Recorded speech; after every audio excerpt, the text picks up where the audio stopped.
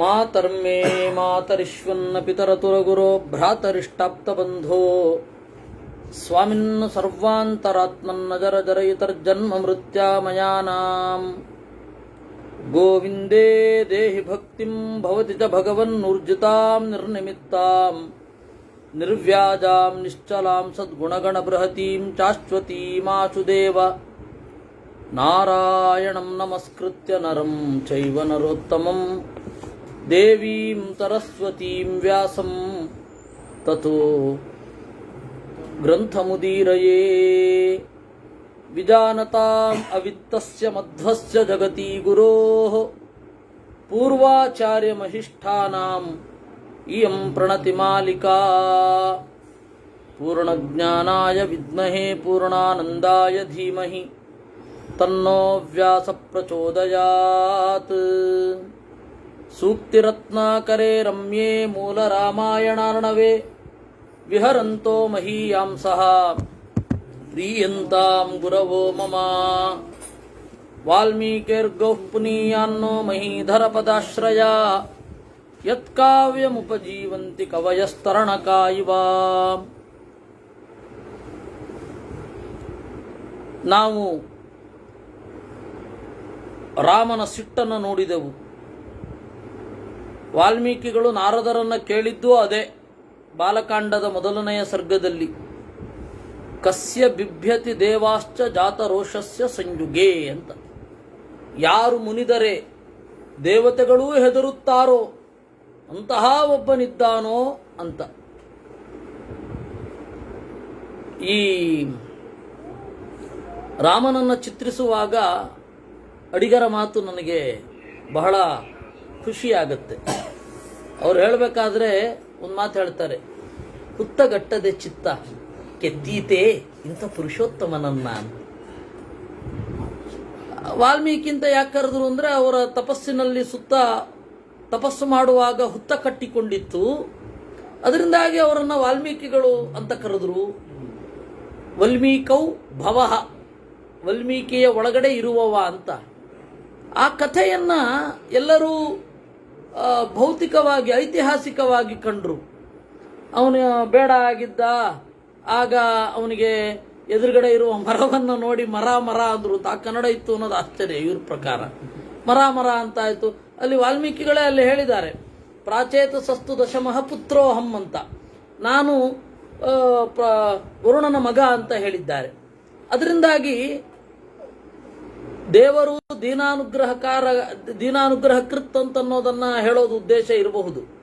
ಆದರೆ ಅದು ಏನಾಗತ್ತೆ, ಯಾವ ತರ್ಕಕ್ಕೂ ನಿಲುಕುವುದಿಲ್ಲ, ಐತಿಹಾಸಿಕವಾಗಿ ಸರಿಯೂ ಹೋಗಲ್ಲ ಇವರು ಹೇಳೋದು ಎಲ್ಲ. ಅಂದ್ರೆ ರಾಮನನ್ನ ಅನುದ್ದೇಶಪೂರ್ವಕವಾಗಿ ನೆನಪಿಸಿಕೊಂಡ್ರೆ ಉದ್ಧಾರ ಆಗ್ಬಿಡತ್ತಾ ಅನ್ನೋ ಒಂದು ಪ್ರಶ್ನೆ ಬರುತ್ತೆ. ಅದು ಸರಿ ಹೋಗಲ್ಲ. ಅದು ಕೈಲಾಸಂ ನಾಟಕದಲ್ಲಿ ಇದು ಏಮಿ ನಾರು ಅನ್ನಂತೆ, ಇದು ಏನು ಆಣ, ಎರಡು ಒಟ್ಟಿಗೆ ನಾರಾಯಣ ಪ್ರಾಣ ಹೊಟ್ಟೋಯ್ತಂತ ಒಂದು. ಅಂತ್ಯಕಾಲದಲ್ಲಿ ನಾರಾಯಣ ಸ್ಮರಣೆ ಆಯಿತು ಅಂತ. ಆ ತರಹ ಎಲ್ಲ ಸರಿ ಹೋಗಲ್ಲ ಅದು. ಅದರಿಂದಾಗಿ ಇದು ಯಾಕೋ ಸರಿ ಹೋಗ್ತಾ ಇಲ್ಲ. ಆದರೆ ಅವ್ರಿಗೆ ಇದು ಕಾವ್ಯ ರೂಪಕವಾಗಿ ಕಂಡಿತು. ಅದು ಹುತ್ತ ಕಟ್ಟಿದ್ದು ಅವರ ದೇಹದ ಮೇಲಲ್ಲಪ್ಪ, ಮನಸ್ಸಿನಲ್ಲಿ ಇತ್ತಂದ್ರು. ಹುತ್ತಗಟ್ಟದೆ ಚಿತ್ತ ಕೆತ್ತೀತೆ ಇಂಥ ಪುರುಷೋತ್ತಮನನ್ನ. ಮನಸ್ಸು ಹುತ್ತ ಕಟ್ಟಬೇಕು. ಗಾಢವಾದ ಪುರುಷನ ಗುಣಗಳ ಚಿಂತನೆಯಲ್ಲಿ ಹುತ್ತ ಕಟ್ಟಬೇಕು. ಆಗ ರಾಮನಂತಹ ಒಂದು ಪ್ರತಿಮೆಯನ್ನು ನಿರ್ಮಾಣ ಮಾಡಲಿಕ್ಕೆ ಸಾಧ್ಯ ಅನ್ನೋದನ್ನ ಅವರು ಪ್ರತೀಕಾತ್ಮಕವಾಗಿ ತೆಗೆದುಕೊಳ್ಳೋದು ಅಂತ. ಅದರಿಂದ ರಾಮ ಅಲ್ಲಿ ಕೇಳೋದ್ರಲ್ಲಿ ಕಸ್ಯ ಬಿಭ್ಯತಿ ದೇವಾಶ್ಚ ಜಾತ, ನೆನಪಿಡಿ, ವಾಲ್ಮೀಕಿಗಳು ಏನು ಪ್ರಶ್ನೆ ಮಾಡಿದ್ದಾರೆ ಆ ಪ್ರಶ್ನೆಯ ಮೇಲೇನೆ ಇಡೀ ರಾಮಾಯಣ ರೂಪುಗೊಂಡದ್ದು. ರಾಮಾಯಣದ ಕಾವ್ಯದಲ್ಲಿ ಎಲ್ಲಿಯೂ ಅದಕ್ಕೆ ಊನ ಬರೋದಿಲ್ಲ. ಆ ತರಹದ ಬಲಿಷ್ಠವಾದ ಒಂದು ಕಥಾ ಸಂವಿಧಾನ ನಮ್ಮಲ್ಲಿ ನೆರೇಷನಾಲಜಿ ಅಂತ ಹೊಸದು ಶುರು ಮಾಡುವಷ್ಟು ಪ್ರಬಲವಾದ ಶಾಸ್ತ್ರವಾಗಿ ರೂಪುಗೊಳ್ಳಬಹುದದು. Science of narration. ಕಥೆಯನ್ನು ಹೇಗೆ ಹೇಳಬೇಕು, ಕಥೆಯನ್ನು ಹೇಗೆ ಹೇಳಿದಾಗ ತತ್ವಕ್ಕೆ ಚ್ಯುತಿ ಬರೋದಿಲ್ಲ, ನವರಸಗಳು ತುಂಬಿರುತ್ತೆ, 10ನೇ ರಸದತ್ತ ಒಯ್ಯತ್ತೆ,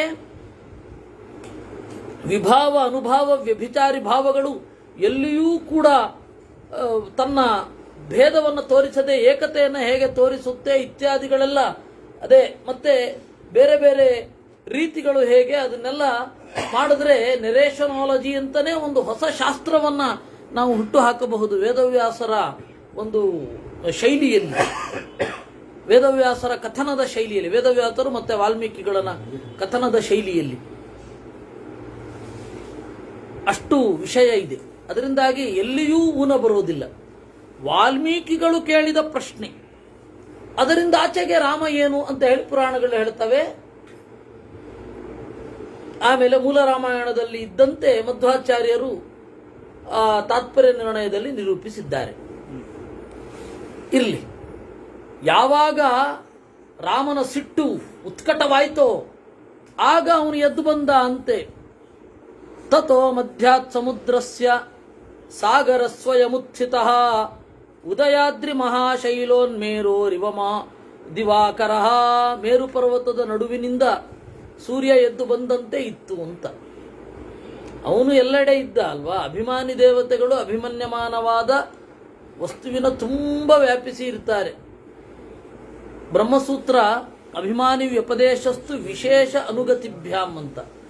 ಅನುಗತಿ ಅಂತಂದ್ರೆ ವ್ಯಾಪ್ತಿ. ವಸ್ತು ಎಲ್ಲೆಲ್ಲಿರುತ್ತೋ ಅಲ್ಲೆಲ್ಲ ಅಭಿಮಾನಿಗಳು ಇರ್ತಾರೆ ಅಂತ. ಅಭಿಮಾನಿ ವ್ಯಪದೇಶಸ್ತು ವಿಶೇಷ, ಒಂದು ವಿಶಿಷ್ಟವಾದ ಶಕ್ತಿ, ಅನುಗತಿ ವ್ಯಾಪ್ತಿ, ಎರಡೂ ಅವರಲ್ಲಿ ಉತ್ಕಟವಾಗಿ ಇರ್ತದೆ. ಹೀಗಾಗಿ ಮೇರು ಪರ್ವತದಿಂದ ಸೂರ್ಯ ಮೇಲೆದ್ದು ಬಂದಂತೆ ಅಂದ್ರೆ ಸೂರ್ಯನಿಗೆ ಅಸ್ತಂಗಮನವೇ ಇಲ್ಲ. ನಮಗೆ ಕಂಡದ್ದು ಹಾಗೆ. ಹಾಗೆ ಆ ವರುಣ ಕಡಲಿಂದ ಮೇಲೆದ್ದು ಬಂದದ್ದು ಹಾಗೆ ಅಂತನ್ನುವ ಶಾಸ್ತ್ರಕಾವ್ಯದ ದೃಷ್ಟಾಂತ ಇದು. ಅವನು ತೋರಿದ ಅಂತೆ ಹೇಗೆ ಸ್ನಿಗ್ಧ ವೈಡೂರ್ಯ ಸಂಕಾಚ ಜಾಂಬೂನದ ವಿಭೂಷಣ, ಬಂಗಾರದ ಆಭರಣವನ್ನು ತೊಟ್ಟಿದ್ದ, ರತ್ನ ಮಾಲ್ಯಾಂಬರಧರ, ರತ್ನಮಾಲೆಗಳನ್ನು ಧರಿಸಿದ್ದ. ಅವನಿಗೇನು ಕೊರತೆ. ಪದ್ಮಪತ್ರ ನಿಭೇಕ್ಷಣ, ತಾವರೆ ಎಳೆಯಂತೆ ಅಗಲವಾದ ಕಣ್ಗಳವ, ಸರ್ವ ಪುಷ್ಪಮಯೀಂ ದಿವ್ಯಾಂ ಶಿರಸಾ ಧಾರಯನ್ ಸೃಜಂ, ಎಲ್ಲ ಹೂವಿನಿಂದ ತುಂಬಿದ ಮಾಲೆಯನ್ನ ತಲೆ ಮೇಲೆ ಹಾಕೊಂಡಿದ್ದ. ಜಾತರೂಪಮಯಶ್ಚೈವ ತಪನೀಯ ವಿಭೂಷಣೈ, ಪುಟಕ್ಕಿಟ್ಟ ಬಂಗಾರದ ಆಭರಣಗಳಿಂದ ಕಂಗೊಳಿಸ್ತಾ ಇದ್ದ. ಆತ್ಮಜಾನಾಂಚ ರತ್ನಾನಾಂ ಭೂಷಿತೋ ಭೂಷಣೋತ್ತಮೈ, ಆತ್ಮಜಾನಾಂ ತನ್ನಲ್ಲಿಯೇ ಹುಟ್ಟಿದ ರತ್ನಗಳಿಂದ ಕಂಗೊಳಿಸ್ತಾ ಇದ್ದ. ಧಾತುಭಿರ್ಮಂಡಿತ ಶೈಲ ವಿವಿಧೈರ್ಹಿಮವಾನಿವಾ, ಹೇಗೆ ಕಂಡ ಥರಥರದ ಕೆಮಿಕಲ್ಸ್ಗಳಿಂದ ಕಂಗೊಳಿಸುವ ಹಿಮವತ್ ಪರ್ವತದಂತೆ ಕಂಡ. ಅಂದ್ರೆ ಇಲ್ಲಿ ಎಲ್ಲ ಪ್ರಕೃತಿಯ ಅತ್ಯಂತ ಪ್ರಧಾನ ಭಾಗಗಳು, ಸಮುದ್ರ, ಬೆಟ್ಟ, ಇವುಗಳಲ್ಲಿ ಇರುವಂತಹ ಗುಣಗಳನ್ನೂ ಪರಿಚಯಿಸ್ತಾ, ಅದು ಕಾವ್ಯಾತ್ಮಕವೂ ಆಗಿರಬೇಕು, ಶಾಸ್ತ್ರೀಯವೂ ಆಗಿರಬೇಕು, ಹಂಗೆ ಪರಿಚಯ ಮಾಡ್ತಾ ಹೋಗೋದು. ನಮಗೆ ಶಾಸ್ತ್ರೀಯವಾದ ಪರಿಭಾಷೆ ಬೇರೆ ಅಂತ ನಮ್ಮಲ್ಲಿಲ್ಲ. ನಿಮಗೆ ದ್ವಿಪಹ ಅಂತ ಹೇಳಿದ ಕೂಡಲೇ ಆನೆಯ ಲಕ್ಷಣಗಳೆಲ್ಲ ತಲೆಗೆ ಬಂದ್ಬಿಡ್ಬೇಕು. ಎರಡು ಕಡೆಯಿಂದ ಕುಡಿಯುತ್ತೆ. ದ್ವಾಭ್ಯಾಂ ಪಿಬತಿ, ಒಂದು ಸೊಂಡಿಲಿನಿಂದ ಮತ್ತೆ ತನ್ನ ಒಳಗಡೆಯಿಂದ. ದ್ವಿರದ, ಎರಡು ಹಲ್ಲು, ಇಲ್ಲೊಂದು ಬಗೆಯ ಹಲ್ಲು, ಒಳಗಡೆ ಒಂದು ಹಲ್ಲು. ಆಶಿ ವಿಷ, ಹಲ್ಲಿನಲ್ಲಿಯೇ, ಆಶಿ ಅಂತಂದ್ರೆ ಹಲ್ಲು, ಹಲ್ಲಿನಲ್ಲಿಯೇ ನಂಜು ಇದೆ. ಆಶಿ ವಿಷ ಹಾವಿಗೆ. ಹೀಗೆ ಬೇರೆ ಪದ ಅಂತ ಇಲ್ಲ. ಆ ಪದದಿಂದಲೇ ಸಹಜವಾಗಿ ಗುಣಗಳ ಪರಿಚಯ ಆಗ್ಬಿಡಬೇಕು. ಬೇರೆ ಶಾಸ್ತ್ರೀಯ ಪರಿಭಾಷೆ ಯಾಕೆ ಬೇಕು? ಲ್ಯಾಟಿನ್ ಇಂದ ತೆಗೆದುಕೊಂಡು ಬಂದು ಅದನ್ನ ಒಳಗಡೆ ಹೋಗಿ ಅದೆಲ್ಲ ಬೇಕಾಗಿಲ್ಲ. ಆ ಸರ್ಕಸ್ಸೇ ಬೇಡ ಈ ಭಾಷೆಯಲ್ಲಿ. ಅದರಿಂದಾಗಿ ಅದು ಹೇಳ್ತಾ ಇರಬೇಕಾದ್ರೇನೆ ಅದರ ಶಾಸ್ತ್ರೀಯ ಗುಣ, ಅದರ ಕಾವ್ಯ ಗುಣ ಎಲ್ಲವನ್ನು ಒಟ್ಟಿಗೆ ಹೇಳಬಹುದಾದ ಭಾಷೆ ಇದೊಂದು. ಏಕಾವಲಿ ಮಧ್ಯಗತಂ ತರಲಂ ಪಾಂಡರ ಪ್ರಭಂ, ಒಟ್ಟಾರೆ ಅವನ ಆಕೃತಿ ಇದೆ, ಬೇರೆ ಬೇರೆಯಾಗಿ ಕಾಣಿಸ್ತಾ ಇಲ್ಲ. ತರಲಂ ಪಾಂಡರ ಪ್ರಭಂ, ಬಿಳಿ ಮೈಬಣ್ಣ. ನಾವು ಪಾಪಪುರುಷ ಧ್ಯಾನದಲ್ಲಿಯೂ ಕೂಡ ಚಿಂತನೆ ಮಾಡಬೇಕಾದ್ರೆ ಶಿರಸಿ ವರ್ತುಲ ಮಂಡಲ ಮಧ್ಯಸ್ಥ ವರುಣಾಂತರ್ಗತ ವರುಣಬೀಜವಾಚ್ಯ ವಾಸುದೇವೋ ಭಗವಾನ್. ಅವನು ಬಿಳಿ ಬಣ್ಣ. ಯಾಕೆಂದ್ರೆ ಅವನ ಒಳಗಡೆ ಇರುವ ವಾಸುದೇವ ಬಿಳಿ ಬಣ್ಣ. ಅಂತಹ ಬೆಳ್ಳಗಿರುವ ಬಿಳಿಮೈಯ ಚೆಲುವ ವಿಪುಲೇನೋರತಾ ಬಿಭ್ರತ್ ಕೌಸ್ತುಭಸ್ಯ ಸಹೋದರಂ. ಹರವಾದ ಎದೆ, ಮಣಿಯನ್ನ ತೊಟ್ಟಿದ್ದಾನೆ. ಕೌಸ್ತುಭದ ತಮ್ಮ, ಕೌಸ್ತುಭ ಅಲ್ಲ, ಕೌಸ್ತುಭಸ್ಯ ಸಹೋದರಂ ಬಿಭ್ರತ್. ಆಘೂರ್ಣಿತ ತರಂಗೌಘ ಕಾಲಿಕಾನಿಲತಂಕುಲ.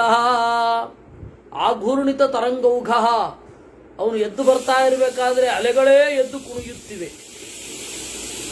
ಹೇಳ್ತಾ ಇದ್ದಾರೆ ಕಾಲಿಕಾನಿಲ ತಂಕುಲ. ಆ ಟೈಮ್ಲಿ ವಿಂಡ್ ಅಂತ ಹೇಳಿ ಸಾಗರ ಪರಿಭಾಷೆಯಲ್ಲಿ ಕರೀತಾರೆ. ಸಾಗರದ ಪರಿಭಾಷೆಯಲ್ಲಿ ಆ ಕಾಲದಲ್ಲಿ ಉಂಟಾದ ಗಾಳಿ, ಬೇರೆ ಬೇರೆ ತರಹದ ಗಾಳಿಗಳಿವೆ. ಬಿರುಗಾಳಿ, ತಂಗಾಳಿ, ಮೆಲುಗಾಳಿ, ಸಿಹಿಗಾಳಿ, ಏನೇನು ಹೇಳ್ತಿರೋ ಎಲ್ಲ ಇದೆ. ಆ ತರಹದ ಎಲ್ಲ ತರಹದ ಗಾಳಿಗಳಿಂದ ಅವನು ಎದ್ದು ಬರ್ತಾ ಇರಬೇಕಾದ್ರೆ ಆ ಎಲ್ಲ ಗಾಳಿಗಳು ಅವನು ಸುತ್ತಲೇ ಸುತ್ತುತ್ತಿದ್ದುವು. ಕಾಲಿಕಾನಿಲ ಸಂಕುಲ ಗಂಗಾ ಸಿಂಧು ಪ್ರಧಾನಾಭಿ ಆಪಗಾಭಿಸ್ತಮಾವೃತ. ಗಂಗೆ, ಸಿಂಧು ನದ, ಗಂಗೆ ನದಿ, ಇವುಗಳಿಂದ ಕೂಡಿದ್ದಾನೆ. ಆಪಗ ಅಂತಂದ್ರೆ ನದಿಗಳು, ನದ್ಯಭಿಮಾನಿ ದೇವತೆಗಳಿಂದ ಕೂಡಿದ್ದಾನೆ. ಉದ್ವರ್ತಿತ ಮಹಾಗ್ರಾಹ ಸಂಭ್ರಾಂತೋರಗ ರಾಕ್ಷಸ. ಅವನು ಎದ್ದು ಬರ್ತಾ ಇರಬೇಕಾದ್ರೆ ತಮ್ಮ ಯಜಮಾನನೇ ಹೊರಟನೋ ಎಂಬಂತೆ, ತಮ್ಮ ತಂದೆ ಹೊರಗೆ ಹೊರಟದ್ದನ್ನ ನೋಡುವ ಮಕ್ಕಳ ಹಾಗೆ, ತಳ್ಳಂಕಗೊಂಡ ಮಕ್ಕಳ ಹಾಗೆ ಮೀನು, ಮೊಸಳೆ, ತಿಮಿಂಗಿಲ ಎಲ್ಲ ಕಂಡುಬಂತೆ. ಉದ್ವರ್ತಿತ ಮಹಾಗ್ರಾಹ ಸಂಭ್ರಾಂತೋರಗ ರಾಕ್ಷಸ. ಇನ್ನು ಉರಗ, ಹಾವು ಅಥವಾ ನಾಗ, ರಾಕ್ಷಸ, ಅವರೆಲ್ಲರೂ ಸಂಭ್ರಾಂತ, ಟೆನ್ಷನ್ಗೊಳಗಾಗಿದ್ದು. ದೇವತಾನಾಂ ತು ರೂಪಾಣಾಂ ನಾನಾ ರೂಪಾಭಿರೀಶ್ವರ ಸಾಗರ ಸಮುಪಕ್ರಮ್ಯ ಪೂರ್ವಮಾಮಂತ್ರ್ಯ ವೀರ್ಯವಾನ್. ಎಲ್ಲ ದೇವತೆಗಳು ಅಲ್ಲಿ ಕೂಡಿದ್ದರು. ನದ್ಯಭಿಮಾನಿನಿ ದೇವತೆಯರು, ಅವರ ಚಲುವಾದ ರೂಪ, ಅದರ ಮೇಲೆ ಅವನ ನೆರಳು ಬೀಳ್ತಾ ಇತ್ತು. ಅಂತಹ ಸಾಗರ ಓಡಿ ಬಂದು ಅಬ್ರವೀತ್ ಪ್ರಾಂಜಲಿರ್ವಾಕ್ಯಂ ರಾಘವಂ ಶರಪಾಣಿನಂ. ಶರಪಾಣಿನಂ, ಇದನ್ನು ನಾವ್ಯಾರಾದ್ರೂ ಪ್ರಯೋಗ ಮಾಡಿದ್ರೆ ವ್ಯಾಕರಣ ಗೊತ್ತಿಲ್ಲ ಅಂದ್ಬಿಡ್ತಾರೆ. ಶರಪಾಣಿ ಸಾಕು, ಪಾಣಿನಂ ಬೇಡ. ಆದ್ರೆ ವಾಲ್ಮೀಕಿಗಳು ಪ್ರಯೋಗ ಮಾಡಿದರೆ ಪಾಣಿನಿಗಿಂತ ಹಳಬರವರು ಶರಪಾಣಿನಂ ಅಂತಾರೆ. ಪಾಣಿ ಸಾಕು, ಶರಹ ಪಾಣೌ ಯಸ್ಯ ಶರಪಾಣಿ. ಪೃಥಿವೀ ವಾಯುರಾಕಾಶಂ, ಬಿಲ್ಲನ್ನು ಹಿಡಿದಿರುವ ಅವನನ್ನು ಕುರಿತು ನುಡಿದನಂತೆ. ಪೃಥಿವೀ ವಾಯುರಾಕಾಶ ಮಾಪೋ ಜ್ಯೋತಿಶ್ಚ ರಾಘವ ಸ್ವಭಾವೇ ತೌಮ್ಯ ತಿಷ್ಠಂತಿ ಶಾಶ್ವತಂ ಮಾರ್ಗಮಾಸ್ಥಿತಾ. ಭೂಮಿ, ಗಾಳಿ, ಆಗಸ, ನೀರು, ಬೆಂಕಿ, ಇವುಗಳೆಲ್ಲರೂ ಸ್ವಭಾವೇ ಸೌಮ್ಯ ತಿಷ್ಠಂತಿ, ತಮ್ಮ ತಮ್ಮ ಸ್ವರೂಪದಲ್ಲಿ ನೆಲೆಗೊಂಡಿರುತ್ತವೆ. ಶಾಶ್ವತಂ ಮಾರ್ಗಮಾಶ್ರಿತಾ, ನಿತ್ಯವಾದ ದಾರಿಯನ್ನು ಆಂತು ನಿಂತಿರುತ್ತವೆ. ತತ್ ಸ್ವಭಾವೋ ಮಮಾಪ್ಯೇಷ ಯದಗಾಧೋಹಮಪ್ಲವ. ನನ್ನದು ಅದೇ ಸ್ವಭಾವವೇ. ಅಗಾಧ, ನನ್ನ ಆಳ ನಿಲುವಿಗೆ ಸಿಗಬಾರದು, ನನ್ನ ಆಳ ನಿಲುಕಬಾರದು ಯಾರಿಗೂ. ಅಗಾಧ, ಅನ್ಫ್ಯಾದಮಬಲ್. ಫ್ಯಾದಮ್ ಅಂದ್ರೆ ಗಾಧ, ಗಾಧೃ ವಿಲೋಢನೆ ಅಂತ. ಅಗಾಧ, ನನ್ನನ್ನು ಅಳಿಲಿಕ್ಕಾಗಬಾರದು ಯಾರೂ ಕೂಡ. ಅಪ್ಲವ,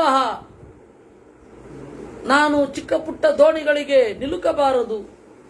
ವಿಕಾರಸ್ತು ಭವೇದ್ಗಾಧ ಏತತ್ತೇ ಪ್ರವದಾಮ್ಯಹಂ.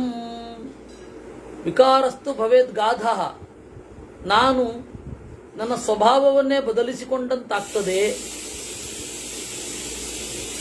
ಏಕೆಂದ್ರೆ ಯಾವುದೇ ಕಾರಣದಿಂದ ಸೇತುವೆಯನ್ನು ಕಟ್ಟಬೇಕು ಅಂತಂದ್ರೆ ಅದಕ್ಕೆ ಆಳ ಕಡಿಮೆ ಆಗಬೇಕು. ನೀರಿನ ಆಳ ಕಡಿಮೆ ಆದ್ರೆ ಮಾತ್ರ ಹಾಗಾಗತ್ತೆ, ಇಲ್ಲ ಅಂದ್ರೆ ಆಗಲ್ಲ ಅಲ್ವೇ? ನೀರಿನ ಆಳ ಕಡಿಮೆ ಆಗಬಾರದು. ನೀರಿನ ಆಳ ಕಡಿಮೆ ಆದ್ರೆ ಮಾತ್ರ ಸೇತುವೆ ಕಟ್ಟಲಿಕ್ಕಾಗತ್ತೆ. ಅದಕ್ಕೆ ಇವರು ಪ್ರಾಜೆಕ್ಟ್ ಮಾಡುವಾಗ ಮಳೆಗಾಲ, ಚಳಿ, ಬೇಸಿಗೆ ಕಾಲದಲ್ಲಿ ಅದರ ಅಳತೆ ಗಿಳತೆ ಎಲ್ಲ ತಗೊಂಡಿರ್ತಾರೆ. ಮಳೆಗಾಲದಲ್ಲಿ ಕಟ್ಟಲಿಕ್ಕೆ ಹೋಗಲ್ಲ, ಹಾಗೆಲ್ಲ ಇರುತ್ತೆ ನದಿಗೆ. ಆದರೆ ಸಿ ಬೆಡ್ಡನ್ನೇ ಆ ತರಹ ಆಕ್ರಮಿಸೋದು ಅಂದ್ರೆ ಹೇಗೆ? ನಕಾಮಾನ್ ನಚ ಲೋಭಾದ್ವಾ ಭಯಾತ್ ನ ಭಯಾತ್ ಪಾರ್ಥಿವಾತ್ಮಜ ರಾಗಾನ್ ನಕ್ರಾಕುಲಜಲಂ ಸ್ತಂಭಯೇಯಂ ಕಥಂಚನ. ನಾನು ಕಾಮದಿಂದಲೋ, ಲೋಭದಿಂದಲೋ, ಭಯದಿಂದಲೋ ಅಥವಾ ಪ್ರೀತಿಯಿಂದಲೋ ನನ್ನ ನೀರನ್ನ ಒಂದು ಭಾಗದಲ್ಲಿ ಕಡಿಮೆ ಮಾಡಿಕೊಳ್ಳುವುದೇ? ಇದು ಪ್ರಶ್ನೆ ಅಲ್ವಾ? ನೀವು ಹೋಗಲಿಕ್ಕೆ, ಯಾಕೆಂದ್ರೆ ಈ ತರಹದ ಒಂದು ಮಾತು ಮಹಾಭಾರತದ ರಾಮಾಯಣದಲ್ಲಿಯೂ ಬರಲಿಲ್ಲ, ಭಾಗವತದ ರಾಮಾಯಣದಲ್ಲಿಯೂ ಬರಲಿಲ್ಲ. ಇಲ್ಲಿ ವರುಣ ತನ್ನ ಅವಸ್ಥೆಯನ್ನ ಹೇಳಿಕೊಳ್ಳುತ್ತಾನೆ. ಮತ್ತೆ ಅಸುರಾವೇಶದಿಂದ ಬರಲಿಲ್ಲ ಅಂತಾರೆ. ಹೌದು, ದೇವರೇ ರೂಪಿಸಿದ ಪ್ರಕೃತಿಯಲ್ಲಿ ದೇವರೇ ರೂಪಿಸಿದ ನಿಯಮವನ್ನ ಅಪವಾದವಾಗಿ ಯಾಕೆ ಮಾರ್ಪಡಿಸಬಾರದು? ಅದನ್ನ ಮಾಡಲಿಲ್ಲ ಅನ್ನೋದೇ ಅಸುರಾವೇಶ ಅಂತ ಆಚಾರ್ಯರ ಅಭಿಪ್ರಾಯ. ಹೀಗಾಗಿ ಅವನೇನು ಮಾಡಿದ, ಅವನ ಪಾಯಿಂಟ್ ಎಲ್ಲ ಕರೆಕ್ಟ್ ಅನ್ಸುತ್ತೆ. ಪ್ರಕೃತಿ ಸಹಜವಾಗಿ ಇರೋದು ಹೀಗೆ. ನಿನ್ನ ಮಾತನ್ನ ಕೇಳಿದ್ರೆ, ನಿನಗೆ ಅವಕಾಶ ಕೊಟ್ರೆ ಸಹಜತೆಯನ್ನು ಬಿಡಬೇಕಾಗತ್ತೆ. ಆ ಸಹಜತೆಯನ್ನು ಹೇಗೆ ಬಿಡ್ಲಿ? ದೇವರೇ ಸೃಷ್ಟಿಸಿದ ಪ್ರಕೃತಿಯನ್ನ ಆಶ್ರಯಿಸಿದವ ದೇವರಲ್ಲಿಯೇ ಈ ಅಹವಾಲನ್ನು ಇಡ್ತಾ ಇದ್ದಾನೆ. ಈಗ ಕಥಂ ಸ್ತಂಭಯೇಯಂ, ಇಲ್ಲಿಯ ತನಕ ನೀವು ಬರಬಾರದು ಅಂತ ಹೇಗೆ ಹೇಳಲಿ? ವಸ್ತುತಃ ಸ್ತಂಭನ ಇದೆ, ಸಮುದ್ರದಲ್ಲಿ ಸ್ತಂಭನ ಇದೆ. ಯಾಕೆಂದ್ರೆ ತಿಮಿಂಗಿಲಗಳು ದಡಕ್ಕೆ ಬಂದು ಬೀಳೋದೆ, ಸತ್ ಮೇಲೆ ಬೀಳ್ತವೆ, ಅದು ಬೇರೆ. ತಿಮಿಂಗಿಲಗಳು ದಡಕ್ಕೆ ಬರ್ಲಿಕ್ಕೆ ಆಗ್ತದ? ಎಷ್ಟೋ ಪ್ರಾಣಿಗಳು ದಡಕ್ಕೆ ಬರ್ಲಿಕ್ಕಾಗತ್ತಾ? ದಡಕ್ಕೆ ಬಂದ್ರೆ ಗತಿ ಏನು? ಅವುಗಳಿಗೆ ಸಾಲೋದೇ ಇಲ್ಲ. ಅದರಿಂದ ನಿಯಮ ಅಪವಾದ ಒಂದು ಹಂತಕ್ಕೆ ಓಕೆ, ಎಲ್ಲರಿಗೂ ಎಲ್ಲ ನಿಯಮಗಳು ಇರೋದಿಲ್ಲ. ಅದರಿಂದಾಗಿ ಆ ನಿಯಮಗಳನ್ನ, ನಿಯಮಗಳಿಗೆ ಅಪವಾದ ಸೆಟ್ ಮಾಡಿದವನು ಇವನೇ, ಅವನನ್ನು ಕೇಳಬಹುದು. ಆದರೆ ಮನುಷ್ಯ ಅಂತ ಭಾವಿಸಿಕೊಂಡಾಗ ಮಾತ್ರ ಈ ತರಹದ ಪ್ರಶ್ನೆ ಬರುತ್ತೆ. ನಿನಗಾಗಿ, ಓ ರಾಮನೇ, ನಿನಗಾಗಿ ಅಂದ್ರೆ ಮನುಷ್ಯನಾದ ನಿನಗಾಗಿ, ಮಾನುಷ್ಯ ವಿಜಯಕ್ಕಾಗಿ ಪ್ರಕೃತಿಯನ್ನ ಮೀರಬಹುದೇ ಅಂತ ಪ್ರಶ್ನೆ ಬರುತ್ತೆ ಇಲ್ಲಿಗೆ. ಸಿಂಪಲ್. ನಾವೆಲ್ಲ ಹೇಗೆ ಕೇಳ್ತಾ ಇದ್ವಿ ಅಂತಂದ್ರೆ, ವಾಲ್ಮೀಕಿ ರಾಮಾಯಣದಲ್ಲಿ ಈ ಒಂದು ಆರ್ಗ್ಯುಮೆಂಟ್ ಇದೆ ಅನ್ನೋದೇ ನಮ್ಗೆ ಐಡಿಯಾ ಇರಲಿಲ್ಲ. ಯಾಕೆಂದ್ರೆ ಒಬ್ಬ ಮನುಷ್ಯನಿಗೆ ಅವನ ಮುಂದೆ ಬಂದು ನಿನಗಾಗಿ ನಾನು ಹಿಂಗೆ ಬದಲಾಗಬೇಕಂತ ಪ್ರಕೃತಿ ಕೇಳಿದ್ರೆ ಏನು ಉತ್ತರ ಹೇಳಬೇಕು?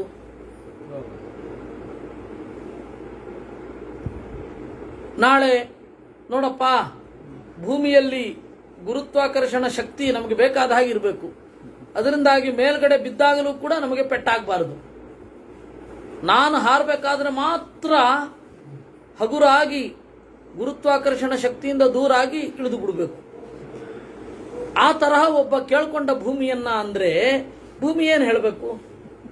ಭೂದೇವಿಯನ್ನೇ ಪ್ರತ್ಯಕ್ಷ ಮಾಡ್ಕೊಂಡು ಕೇಳ್ಕೊಂಡ ಅಂದ್ರೆ ಏನು ಹೇಳಬೇಕು?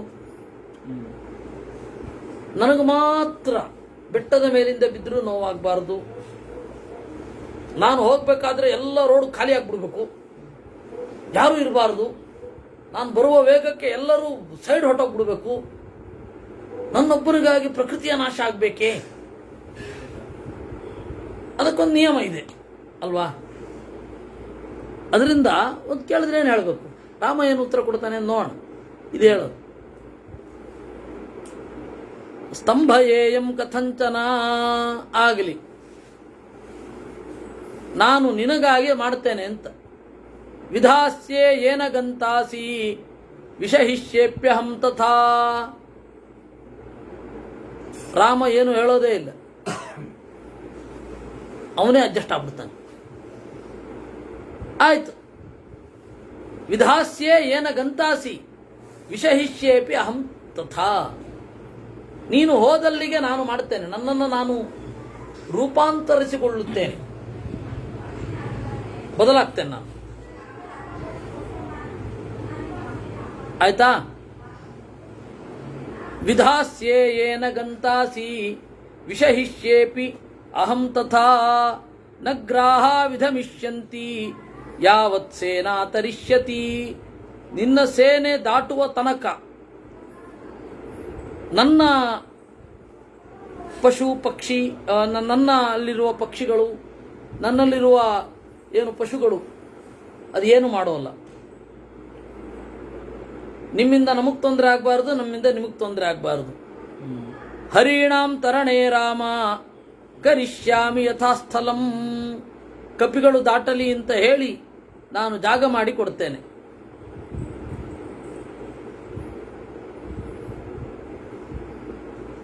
ತಮಬ್ರವೀತ್ ತದಾ ರಾಮಃ ಶೃಣು ಮೇ ವರುಣಾಲಯ ಅಮೋಘೋಯಂ ಮಹಾಬಾಣಃ ಕಸ್ಮಿನ್ ದೇಶೇ ನಿಪಾತ್ಯತಾಂ. ಇಷ್ಟು ಹೇಳಿದಾಗ ಇದಕ್ಕೆಲ್ಲ ಉತ್ತರ, ಅವನು ಇವನೇ ಅಡ್ಜಸ್ಟ್ ಆಗಿ ಬಂದ ಅಂತ ಅದಕ್ಕೆಲ್ಲ ಉತ್ತರ. ಅದೆಲ್ಲ ಸರಿ, ರಾಮ ಕೇಳಿದ್ದು ಅದೆಲ್ಲ ಸರಿ. ಶೃಣುಮೇ ವರುಣಾಲಯ, ಕೇಳಪ್ಪ, ನನ್ನ ಬಾಣ ವ್ಯರ್ಥ ಅಲ್ಲ, ಎಲ್ಲಿಗೆ ಬಿಡ್ಲಿ ಇದು ಕೇಳ್ದ. ನಾನು ಒಂದು ತರ್ತಿ ತೀರ್ಮಾನ ಮಾಡಿದ ಮೇಲೆ ರಾಮೋ ದ್ವಿರ್ನಾಭಿಭಾಷತೆ ರಾಮೋ ದ್ವಿರ್ನೈವ ಸಂಧತ್ತೆ. ಈ ಬಾಣವನ್ನ ಇಲ್ಲ ಅಂತ ಹೇಳಿ ವಾಪಸ್ ತಗೊಂಡು ಅದೆಲ್ಲ ಮಾಡಲ್ಲ, ಎಲ್ಲಿಗೆ ಬಿಡ್ಲಿ. ಅಂದ್ರೆ ಶಕ್ತಿ ಇರುವವ ಪ್ರಕೃತಿಯನ್ನು ಬದಲಾಯಿಸಬಹುದು. ಶಕ್ತಿ ಇದೆಯಾ ಇಲ್ವಾ ಅನ್ನೋದು ಇಂಪಾರ್ಟೆಂಟೇ ವಿನಃ ಬೇರೆ ಅಲ್ಲ. ಅದರಿಂದಾಗಿ ಆ ವರುಣನಿಗೆ ಇಲ್ಲಿಯ ತನಕ ಅವನು ಹೇಳಿದಾಗ ನೀನೇ ಮಾಡಿದ ನಿಯಮ ನೀನು ಹೇಗೆ ಮೀರ್ತಿ ಅಂದ್ರೆ ನಾನೇ ಮಾಡಿದ್ರಿಂದಲೇನೆ ಮೀರ್ತೀನಿ ಅಂತ ಉತ್ತರ ಹೇಳಿದ ಹಾಗಾಯ್ತು. ಇಷ್ಟೆಲ್ಲ ಆಯ್ತಲ್ಲ, ಎಲ್ಲಿಗೆ? ಆಮೇಲೆ ಅದ್ರ ಕ್ರಿಯೆಯೂ ಇನ್ನೊಂದಿದೆ ಅಲ್ಲಿ. ಆ ಕ್ರಿಯೆಯೂ ಬಹಳ ವಿಚಿತ್ರ. ಅದು ರಾಮಸ್ಯ ವಚನಂ ಶ್ರುತ್ವಾ ತಂಚ ದೃಷ್ಟ್ವಾ ಮಹಾಚರಂ ಮಹೋದಧಿರ್ಮಹಾತೇಜಾ ರಾಘವಂ ವಾಕ್ಯಮಬ್ರವೀತ್. ರಾಮನ ಮಾತನ್ನ ಕೇಳಿದ, ಆ ಬಾಣವನ್ನು ನೋಡಿದ, ಆಮೇಲೆ ಹೀಗೆ ಹೇಳಿದ ಅಂತೆ, ಉತ್ತಾರೇಣಾವಕಾಶೋಸ್ತಿ ಕಶ್ಚಿತ್ ಪುಣ್ಯತರೋ ಮಮ ದ್ರುಮಕುಲ್ಯ ಇತಿ ಖ್ಯಾತೋ ಲೋಕೆ ಖ್ಯಾತೋ ಯಥಾ ಭವಾನ್. ಅಯ್ಯೋ, ನಮ್ಮ ಹತ್ರ ನನ್ನ ಜಾಗ ಒಂದಿದೆ, ದ್ವೀಪ, ಅದು ಕಶ್ಚಿತ್ ಪುಣ್ಯ ತರಹ, ಅತ್ಯಂತ ಪುಣ್ಯ. ಇದು ವಿಪರೀತ ಲಕ್ಷಣದಲ್ಲಿ ಹೇಳಿದ್ದು. ಅತ್ಯಂತ ಪಾಪಿಷ್ಠವಾಗೋಗಿದೆ ಈಗ ಜಾಗ ಅದು ಅಂತ. ಪುಣ್ಯ ಜನ ಅಂದ್ರೆ ಅತ್ಯಂತ ಪಾಪಿ ಅಂತ, ಬುದ್ಧಿಜೀವಿಗಳಿದ್ದ ಹಾಗೆ. ಅದು ದೇವಾನಾಂ ಪ್ರಿಯ ಅನ್ನೋದು ನಾವೆಲ್ಲ ಚಿಕ್ಕಂದಿನಲ್ಲಿ ಹಿಸ್ಟ್ರಿ ಬುಕ್ಕಿನಲ್ಲಿ ಓದಿದ್ದು. ಅಲ್ಲ, ನಾನೇನು ಜಾಸ್ತಿ ಓದಲಿಲ್ಲ, 4ನೇ ಕ್ಲಾಸು 5ನೇ ಕ್ಲಾಸು. 4ನೇ ಕ್ಲಾಸಿನಲ್ಲಿ ಅಶೋಕನ್ನು ದೇವಾನಾಂ ಪ್ರಿಯ ಎಂದು ಕರೆಯುತ್ತಾರೆ ಅಂತ. ನಾವು ದೇವಾನಾಂ ಪ್ರಿಯ ಅಂತ ಕರೀತಾರೆ ಅಂತ ಕರೆಕ್ಟ್ ಆಗಿದೆಯಲ್ಲ, ದೇವಾನಾಂ ಪ್ರಿಯ ಅಂತ. ಆಮೇಲೆ ಅದು ಸಟೈರಿಕ್ ಆಗಿ ಅಂತ ಆಮೇಲೆ ಗೊತ್ತಾಗಿದ್ದು, ದೇವತೆಗಳು ಮಾತ್ರ ನಿನ್ನನ್ನು ಪ್ರೀತಿಸಬಹುದಪ್ಪ, ಮನುಷ್ಯನ ಕೈನಲ್ಲಿ ಆಗಲ್ಲ. ಯಾಕಂದ್ರೆ ದೇವತೆಗಳು ರಾಗದ್ವೇಷಾದಿಗಳಿಂದ ಆಚೆ ಇರುವವರು ನಿನ್ನನ್ನು ಪ್ರೀತಿಸ್ತಾರೆ, ನಮ್ಮ ಕೈಲಾಗಲ್ಲಪ್ಪ. ಅದಕ್ಕೆ ನೋಡಿ, ದೇವರಿಗೆ ಪ್ರೀತಿ ಅಂತ ಕನ್ನಡದಲ್ಲಿ. ದೇವರು ಮಾತ್ರ ನಿನ್ನನ್ನು ಪ್ರೀತಿಸ್ಲಿಕ್ಕಾಗತ್ತೆ, ನರಮನುಷ್ಯರಲ್ಲ. ಅದಕ್ಕೆ ಪುಣ್ಯ ಜನ ಅಂತ ಕರೀತಾರೆ ಅವ್ರನ್ನ. ಪೂರ್ವದೇವಾಹ ಅಂತ ಕರೀತಾರೆ. ದೇವತೆಗಳಿಗಿಂತ ಮೊದಲಿಗರು. ಅದರಿಂದ ದ್ರುಮಕುಲ್ಯ ಅಂತ ಒಂದು ಜಾಗ ಇದೆ, ಅತ್ಯಂತ ಲೋಕದಲ್ಲಿ ಪ್ರಸಿದ್ಧ. ಅದು ನೀನ್ ಹೇಗೆ ಪ್ರಸಿದ್ಧನೋ ಹಾಗೆ ನೋಡಿ, ಇವನು ಹೇಳೋದು ನೋಡಿ. ಉಗ್ರ ದರ್ಶನ ಕರ್ಮಾಣೋ ಬಹವಸ್ತತ್ರ ದಸ್ಯವಹ. ಭಯಂಕರ ಕಳ್ರೆ ಇರೋದಲ್ಲಿ ಆ ಜಾಗದಲ್ಲಿ, ಪುಣ್ಯವಾದ ಜಾಗ, ಆದರೆ ಅಲ್ಲಿರೋದೆಲ್ಲ ಕಳ್ಳರು. ಉಗ್ರ ದರ್ಶನ ಕರ್ಮಾಣ, ಅವ್ರನ್ನ ನೋಡ್ಲಿಕ್ಕಾಗಲ್ಲ, ಅವ್ರ ಕೆಲಸ ತಾಡ್ಕೊಳ್ಲಿಕ್ಕಾಗಲ್ಲ. ಪ್ರಾಯ ನೈಜೀರಿಯಾದಲ್ಲಿ ಜನ ಹೇಗೆ ಅಂತ ಗೊತ್ತಿಲ್ಲ, ಸಮುದ್ರ ಗಳ್ಳತನವೇ ಪ್ರಮುಖ ಅಂತ ಕೇಳಿದ್ದೇವೆ. ಪೈರಸಿ, ಬರೇ ಪೈರೇಟ್ಸ್ಗಳಿರೋದು ಅಂತ. ಸೋಮಾಲಿಯಾನಾ? ನೈಜೀರಿಯಾ ಅಲ್ಲ, ಸೋಮಾಲಿಯಾ. ಅಲ್ಲಿ ಬರೇ ಪೈರೇಟ್ಸ್ಗಳು, ಸಮುದ್ರ ಗಳ್ಳತನವೇ ಅವರ ಹೆಮ್ಮೆ. ಆ ಥರದವ್ರು ಆಗಲೂ ಇದ್ದಿರಬಹುದು. ಯಾಕೆಂದರೆ ದಶಕುಮಾರ ಚರಿತೆಯಲ್ಲಿಯೂ ಕೂಡ ಆ ಥರದ್ದೊಂದು ಪ್ರಸಂಗ ಬರುತ್ತೆ.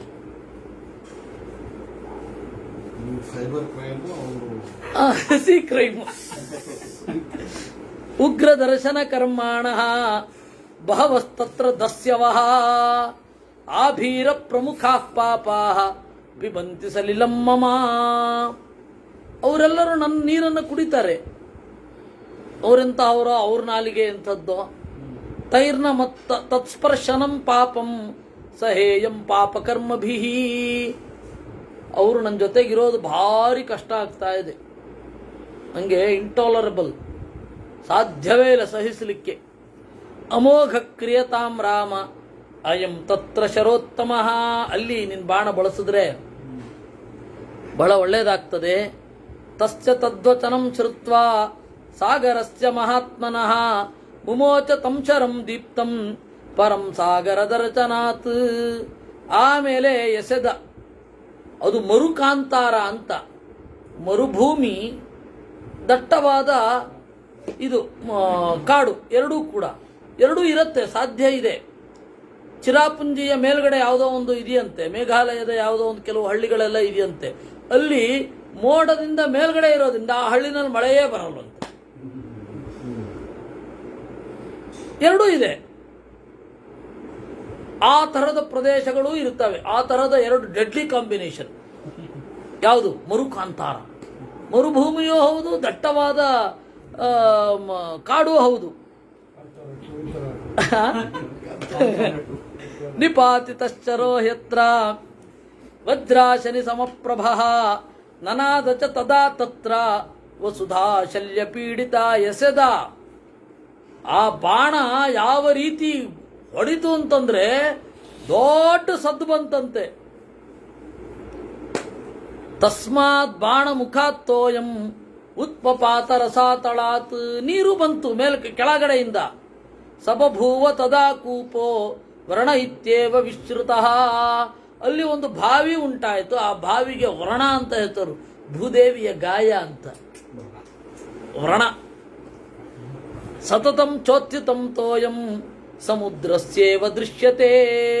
ಅದು ಆ ಬಾವಿಯಿಂದ ಆಚೆ ಬಂದ ನೀರು ಒಂದು ಸಮುದ್ರದಷ್ಟು ಅಗಲವಾದ ಸರೋವರದಲ್ಲಿಯೂ ಇತ್ತು.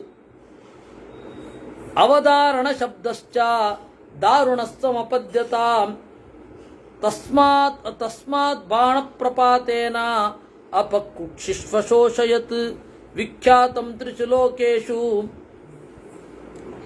ಮರುಕಾಂತಾರಮೇವ ಚ. ಅವತ್ತಿನಿಂದ ಮರುಕಾಂತಾರ ಇದ್ದ ಬರೆ ಕಾಂತಾರ ಆಗಿ ಹೋಯಿತು. ಶೋಷಯಿತ್ವಾತು ತಂ ಕುಕ್ಷಿಂ ರಾಮೋ ದಶರಥಾತ್ಮಜಃ ವರಂ ತಸ್ಮೈ ದದೌ ವಿದ್ವಾನ್ ಮರವೇ ಮರವಿಕ್ರಮ. ಅಲ್ಲಿರುವ ರಾಕ್ಷಸರೆಲ್ಲ ಸತ್ರು. ಆ ಸತ್ತ ಮೇಲೆ ಆ ಪ್ರದೇಶ ಚೆನ್ನಾಗಾಗಲಿ ಅಂತ ರಾಮ ಅದೇ ಬಾಣ ಕೊಂದದ್ದಲ್ಲದೆ ಪುಷ್ಟಿಯನ್ನೂ ಮಾಡಿತು. ಒಂದೇ ಬಾಣ ಎರಡು ಅತ್ಯಂತ ವಿರುದ್ಧವಾದ ಕೆಲಸಗಳನ್ನು ಮಾಡಿತು ಅಂತನ್ನೋದೇ ಆಶ್ಚರ್ಯ ಅಲ್ವಾ. ಪಶವ್ಯಶ್ಚ ಅಲ್ಪರೋಗಶ್ಚ ಫಲಮೂಲರಸಾಯುತ. ಪಶುಗಳಿಗೆ ಹಿತ, ರೋಗಗಳು ಬಹಳ ಕಡಿಮೆ. ಏಕೆಂದರೆ ಸಮುದ್ರದ ಮಧ್ಯದ ದ್ವೀಪಗಳು ಎಂತೆಂಥ ರೋಗಗಳಿಂದ ಕೂಡಿರ್ತವೆ ಅಂತನ್ನೋದು ಪ್ರಯಾಣ ಮಾಡಿದವರು ಗೊತ್ತು. ಅದರಿಂದಾಗಿ ಅಲ್ಪ ರೋಗ, ಆದರೆ ಅಲ್ಲಿ ಕಡಿಮೆ ಇತ್ತು. ಫಲಮೂಲಗಳಿರ್ತಾ ಇದ್ದುವು. ಬಹು ಸ್ನೇಹೋ ಬಹು ಕ್ಷೀರ ಸುಗಂಧಿರ್ ವಿವಿಧೌಷಧಿ. ಬಹಳ ನೀರಿನ ಬಿಂದುಗಳು ಬಿದ್ದು ಸ್ನೇಹ, ಬಹುಕ್ಷೀರ ಬಹಳ ಸಮೃದ್ಧವಾದ ಪಶುಗಳು, ಆ ಪಶುಗಳಲ್ಲಿ ಕ್ಷೀರ ಪರಿಮಳಭರಿತವಾಗಿ. ಏವಮೇತೈಶ್ಚ ಸಂಯುಕ್ತೋ ಬಹುಭಿಸ್ಸಂಯುತೋ ವರಹ ಮರುಹು ರಾಮಸ್ಯ ವರದಾನಾಚ್ಚ ಶಿವಪಂಥ ಬಭೂವಃ. ಇದು ಕ್ರಿಯೆಯಿಂದಲೂ ಉತ್ತರ ಆಯ್ತಲ್ಲ. ರಾಮನ ವರದಾನದಿಂದ ಶಿವಪಂಥ ಬಭೂವ, ಒಳ್ಳೆ ದಾರಿ ಆಯಿತು. ಇದು ರಾಮನ ಕ್ರಿಯೆ. ಪ್ರಕೃತಿಯನ್ನ ಬೇರೆನೇ ರೀತಿಯಾಗಿ ಮಾಡಬಲ್ಲೆ. ಆದ್ದರಿಂದಾಗಿ ನನ್ನ ಮಾತನ್ನ ನೀನು ಕೇಳಿ ನಿನ್ನ ನಿಯಮವನ್ನು ಮೀರಬಹುದು. ನಿನ್ನ ನಿಯಮವನ್ನು ಯಾಕೆ ಮೀರಬಾರದು ಅಂದ್ರೆ ನನ್ನ ಮಾತು ಅಂತ. ನನ್ನ ಮಾತೇ ಬಂದಾಗ ನಿನ್ನ ನಿಯಮ ಮೀರಬಹುದಲ್ಲ ಅಂತ ರಾಮ ಹೀಗೆ ತನ್ನ ಕ್ರಿಯೆಯಿಂದ ಉತ್ತರ ಕೊಟ್ಟ. ಇನ್ನೊಂದು ಹೇಳ್ದಂಗೆ ಇದೇ ದ್ವೀಪ, ಲಂಕೆನೂ ಒಂದು ದ್ವೀಪ ತಾನೆ. ಹೌದು, ಈಚೆ ದಂಡೆಯಿಂದಾನೇ ಒಂದು ಬಾಣ ಬಿಟ್ಟು ಬಾಣ. ಅದೇ ಅದು ಇನ್ನೊಂದು ಪಾಯಿಂಟ್. 2 ಪಾಯಿಂಟ್ ಇಲ್ಲಿ ನಮ್ಮ ತಟ್ಟಿ ಅವರದೊಂದು ಮತ್ತೆ ರಮೇಶ್ ಅವರದೊಂದು. ಒಂದು ತಟ್ಟಿ ಅವರದೇನು ಅಂತಂದ್ರೆ, ಅಸುರ ಸ್ವಭಾವದಿಂದಲೇ ರಾಮನನ್ನ ಮನುಷ್ಯ ಅಂತ ಭಾವಿಸಿದ ಅಂತ ಆಗಬಹುದಲ್ವಾ ಅಂತ. ಹೌದು, ಅದು ಆಗತ್ತೆ. ಆಚಾರ್ಯರ ಅಭಿಪ್ರಾಯ ಹಾಗೂ ಒಂದು ಆಗಬಹುದು. ಎರಡನೇದು ಇವರು, ಲಂಕೆಯೂ ಒಂದು ದ್ವೀಪವಾದ್ದರಿಂದ ಈ ದ್ವೀಪದಲ್ಲಿರುವ ರಾಕ್ಷಸರನ್ನ ಇಲ್ಲಿಂದಲೇ ಕೊಲ್ಲುವ ಹಾಗೆ, ಕೊಂದ ಹಾಗೆ ಲಂಕೆಯಲ್ಲಿರುವ ರಾಕ್ಷಸರನ್ನು ಇಲ್ಲಿಂದಲೇ ಕೊಲ್ಲಬಹುದು. ಅದಕ್ಕೆ ಮಧ್ವರು ಕೊಟ್ಟ ಉತ್ತರ ಏನು? ಸೇವೆ ಮಾಡಿ ಅವರು ಉದ್ಧಾರ ಆಗಬೇಕು ಅಂತ, ದೇವತೆಗಳು ಉದ್ಧಾರ ಆಗಬೇಕು. ಇಲ್ಲಾಂದ್ರೆ ಹಾರ್ಟ್ ಅರೆಸ್ಟ್ ಮಾಡಿಸ್ಬಿಟ್ಟಿದ್ರೆ, ಒಳಗಡೆಯಿಂದ ಹಾರ್ಟ್ ಅರೆಸ್ಟ್ ಮುಗಿದೋಯ್ತು. ಹಾಗೆಲ್ಲ ಮಾಡಲ್ಲ ದೇವರು. ಹೊರಗಡೆಯಿಂದಲೇ ಕೆಲವು ಗೊತ್ತಾಗಬೇಕು ಅಂತ ಹೇಳಿ ಹೀಗಾಯಿತು. ಏವಮೇತೈಶ್ಚ ಸಂಯುಕ್ತೋ ಬಹುಭಿಸ್ಸಂಯುತೋ ಮರುಹು ತಸ್ಮಿನ್ ದಗ್ಧೆ ತದಾ ಕುಕ್ಷೌ ಸಮುದ್ರಃ ಸರಿತಾಂಪತಿ ರಾಘವಂ ಸರ್ವಶಾಸ್ತ್ರಜ್ಞಂ ಇದಂ ವಚನಮಬ್ರವೀತ್. ಮೆತ್ತಗಾಗ್ಬಿಟ್ಟ. ಅವನ ಅಸುರಾವೇಶ ಎಲ್ಲ ಹೋಗಿ ಶುದ್ಧ ಪ್ರಜ್ಞೆಯಿಂದ ಬಾಗಿ ಹೇಳಿದ, ಅಯಂ ಸೌಮ್ಯ ನಳೋ ನಾಮ ತನಯೋ ವಿಶ್ವಕರ್ಮಣಃ ಪಿತ್ರ ದತ್ತವರ ಶ್ರೀಮಾನ್ ಪ್ರೀತಿಮಾನ್ ವಿಶ್ವಕರ್ಮಣಃ. ಓ ಚಲುವನಾದ ರಾಮನೇ, ನಳ ಅಂತ ವಿಶ್ವಕರ್ಮನ ಮಗ, ತಂದೆಯ ವರವನ್ನು ಪಡೆದಿದ್ದಾನೆ. ಆಯ್ತೇ, ತಂದೆಯ ವರವನ್ನು ಪಡೆದು ವಿಶ್ವಕರ್ಮನ ಪ್ರೀತಿಯನ್ನು ಸಂಪಾದನೆ ಮಾಡಿದ್ದಾನೆ. ಯೇಷ ಸೇತುಂ ಮಹೋತ್ಸಾಹ ಕರೋತು ಮಯಿ ವಾನರಃ ತಮಹಂ ಧಾರಯಿಷ್ಯಾಮಿ ಯಥಾ ಶೇಷ ಪಿತಾ ತಥಾ. ಇವನು ಸೇತುವೆಯನ್ನು ಮಾಡಿದರೆ ನಾನು ಹೊತ್ತು ಹಿಡಿದಿರುತ್ತೇನೆ ಅಂದ. ಇವನು ಮಾಡಲಿ. ಏವ ಮುಕ್ತೋದ ಉದಧಿರ್ನಷ್ಟಃ ಸಮುತ್ಥಾಯ ನಲಸ್ತತಃ ಅಬ್ರವೀದ್ವಾನರ ಶ್ರೇಷ್ಠೋ ವಾಕ್ಯಂ ರಾಮಂ ಮಹಾಬಲಂ. ಈ ರೀತಿ ಹೇಳಿ ಉದಧಿಹಿ ನಷ್ಟಃ, ಕಣ್ಮರೆಯಾದ, ನಶ ಅದರ್ಶನೆ ಅಂತ. ಉದಧಿರ್ ಅಂದ್ರೆ ಕಳೆದು ಹೋದ ಅಂತ ಅಲ್ಲ, ಕಾಣದಂತ ಆದ ಅಂತ.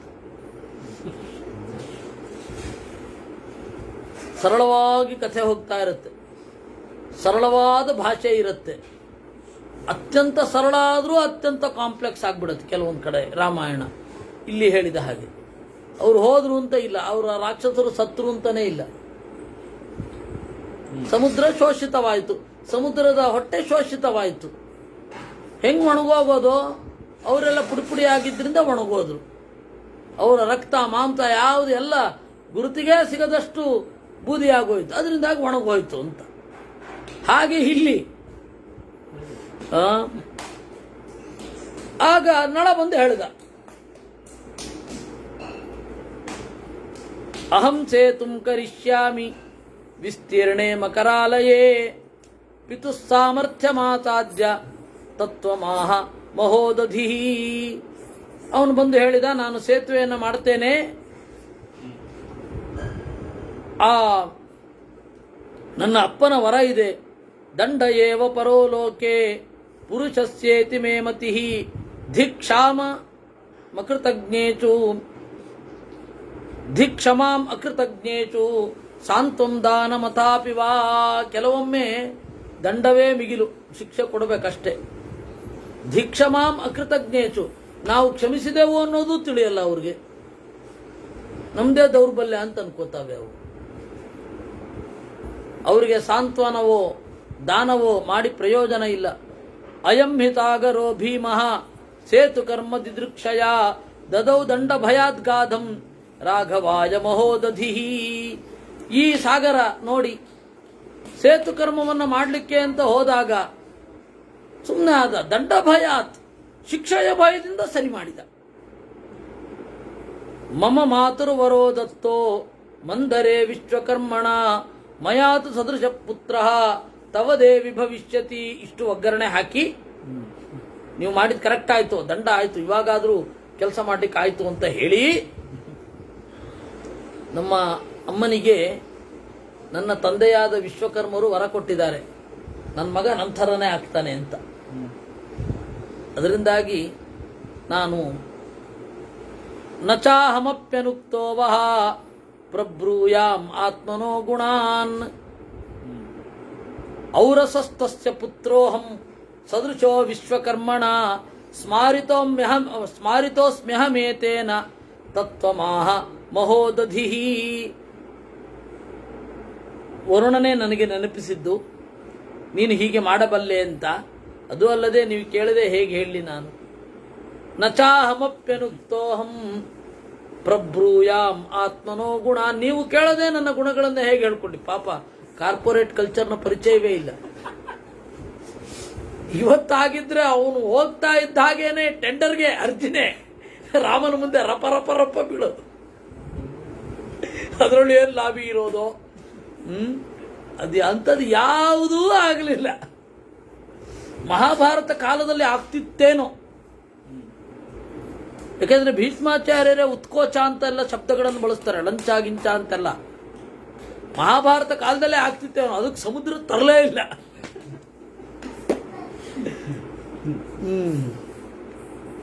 ಸಮರ್ಥಶ್ಚಾಪ್ಯಹಂ ಸೇತುಂ ಕರ್ತುಂ ವೈ ವರುಣಾಲಯೇ ತಸ್ಮಾದದ್ಯೈವ ಬದ್ಧಂತು ಸೇತುಂ ವಾನರ ಪುಂಗವಾಹ. ನಾನು ಮಾರ್ಗದರ್ಶನ ಮಾಡುತ್ತೇನೆ, ಎಲ್ಲ ಸೇತುವೆಯನ್ನ ಕಟ್ಟಲಿ ಅಂದ ಅನ್ನುವಲ್ಲಿಗೆ ನಾನು ಇವತ್ತು ಸ್ವಲ್ಪ ಬೇಗ ಮುಗಿಸ್ತಾ ಇದ್ದೇನೆ. ಎಲ್ಲರ ಕ್ಷಮೆ ಇರಲಿ. 40 ನಿಮಿಷಗಳ ಮಾತ್ರ ಚಿಂತನೆ ಆಯಿತು. ಅದರಿಂದಾಗಿ ಈ ಚಿಂತನೆ ನಾಳೆ ಹೇಗೆ ಕಟ್ತಾರೆ ಅಂತ ಹೇಳೋಣ. ಕಪಿಗಳು ಹೇಗೆ ಕಟ್ಟಿದ್ರು, ಹಿಂಗೆ ಕೆಲಸ ಆಯಿತು. ಕಾಮಗಾರಿ ಪಕ್ಕದಲ್ಲಿ ಆಗ್ತಾ ಇದೆ. ಸಾಕು. ಕೃಷ್ಣಾರ್ಪಣಮಸ್ತು.